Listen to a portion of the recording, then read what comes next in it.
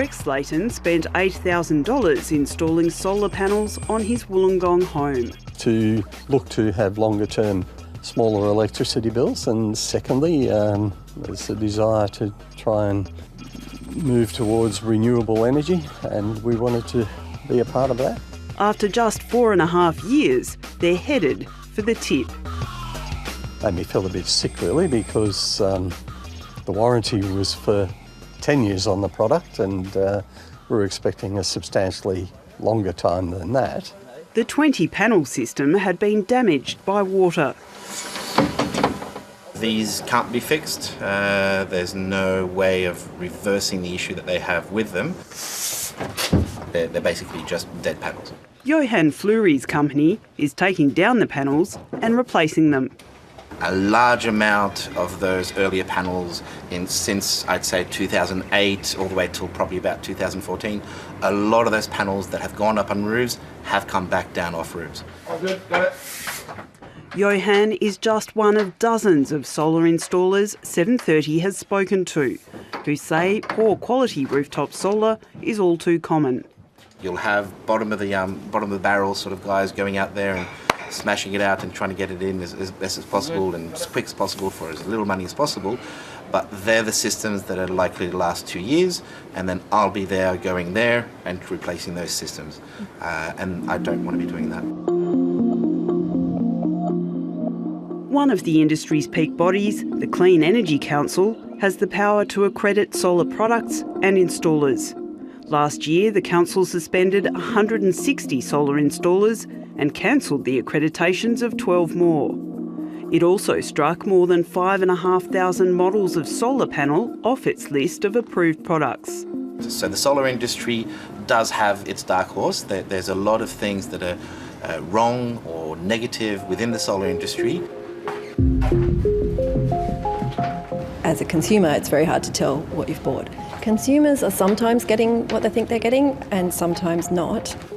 In Canberra, Dr Michelle McCann runs one of the few laboratories in Australia that conducts commercial testing of solar panels. She's measuring how much electricity a panel can produce from a single flash of light. You can't tell by looking at the outside of a panel whether it's going to be good or bad, and you can't tell by looking at the brand name of a panel whether it's going to be good or bad. We've had the same brands performing well and also poorly, and they are brand names that you would expect to perform well. In some tests, new panels have produced about 10% less energy than their advertised rating. To my mind, raises questions then about what that panel is going to do after 1 year or 3 or 5, let alone 25 years in the field. She says manufacturers overseas are sending poor quality batches of solar panels to Australia, believing they'll never get caught. Australian consumers are notorious, and they're known overseas for caring a lot about price and for not caring very much about quality. And when that happens, you get the cheaper product, and the cheaper product isn't the better performing product. Do you think Australia has a problem with low quality solar that has been installed in the past that is still on people's roofs? No, I don't think Australia has a problem, and I think what we've got here is a minimum standard that ensures safety and a minimum level of quality for solar systems. About 1 in 5 homes has rooftop solar. Australia's Clean Energy Regulator has inspected just over 1% of them. Of those, 1 in 6 installations was found to be substandard and 1 in 30 unsafe. Late last year, the Australian National Audit Office found it's likely there would be hundreds of thousands of substandard installations and tens of thousands of unsafe solar systems across the country. The Clean Energy Regulator declined an interview with 730, but the Clean Energy Council says the vast majority of solar systems are safe, and an unsafe rating is not as bad as it sounds. Well, we need to be clear, firstly, that this categorisation is about potentially unsafe systems, and we're obviously very focused on continuing to reduce that number, and the regulatory framework in place that applies to the product and also the way in which it's installed, we believe is working, and that's because the number of unsafe systems is continuing to reduce over time. State and territory authorities conduct their own checks on rooftop solar, but some are more comprehensive than others. In Victoria, Tasmania and the ACT, authorities inspect every system that's installed, while in some other states there are regimes of targeted inspections. But 730 understands that some states have become increasingly dissatisfied with the national regulator's testing regime. An explosion has destroyed a home in Ellenbrook. He believes it was the home's solar power inverter that went off. Had the solar panels connected to lithium-ion batteries in the garage for around a year and suspects that the fire began somewhere near the batteries. My role is to determine cause and origin of fires. At Melbourne's Metropolitan Fire Brigade, fire investigator Steve Attard is working in the evidence room. He's sorting through the remains of a solar system that was responsible for a house fire late last year. In the last 5 years, we've had 25 fires approximately involving solar systems. People are losing their homes. Both the fire brigade and the regulator have pointed to problems with a safety measure that was introduced about 15 years ago. It's a switch to shut off the flow of power from solar panels called a DC isolator. This is a DC isolator that was up in the roof. The units can be damaged by water and then catch fire, spreading across the roof before anyone notices. Certain brands have been recalled, but there's still a great number of the old isolators still out there in service, which at some point in time will pose a risk.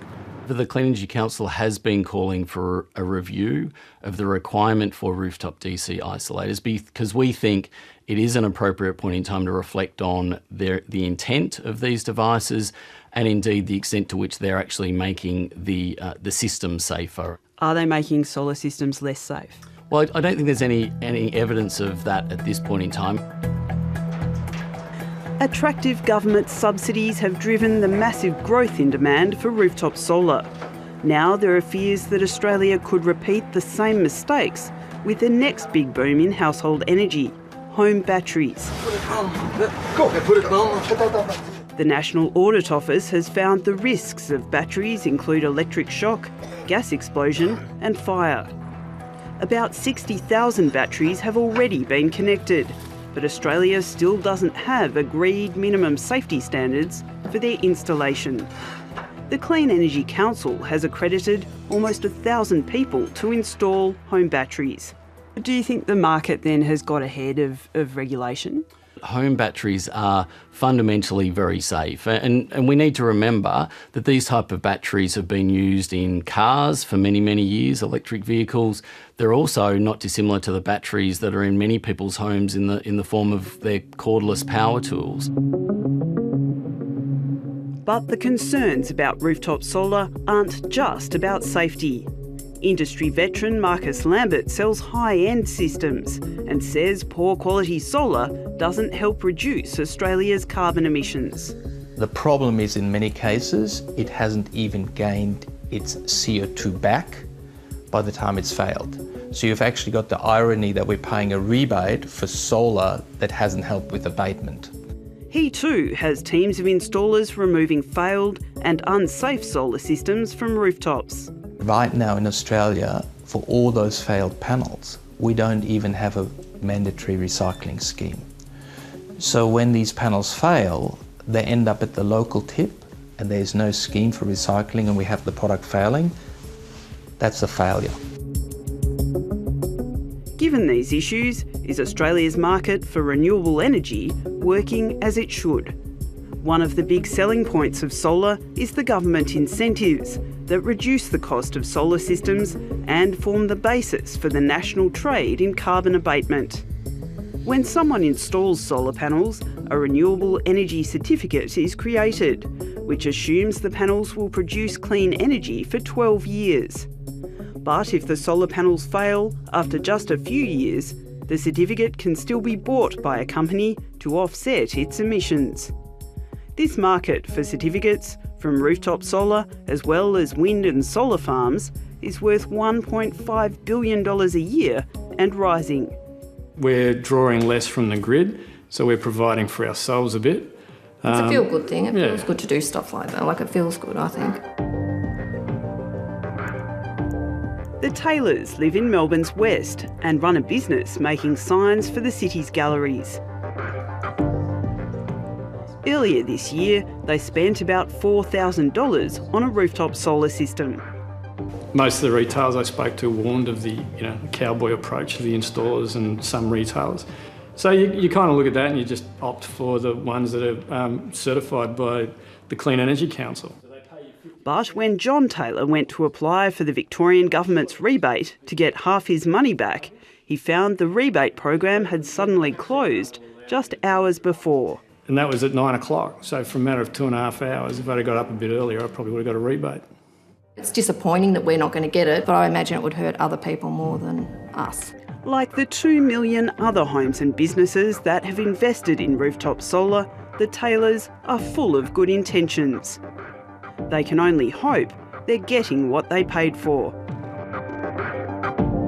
There's more work to be done. I don't think anyone disputes that.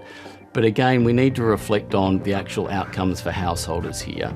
The audit data shows that systems are becoming safer and safer. We've got over 2 million Australian households with rooftop solar and very, very few actual incidents relating to safety within the industry. When you put a solar installation on your roof, you're putting a little mini power station on your roof. You would never ever build a coal-fired power plant without doing quality checks on it, but we're doing that with solar rooftops.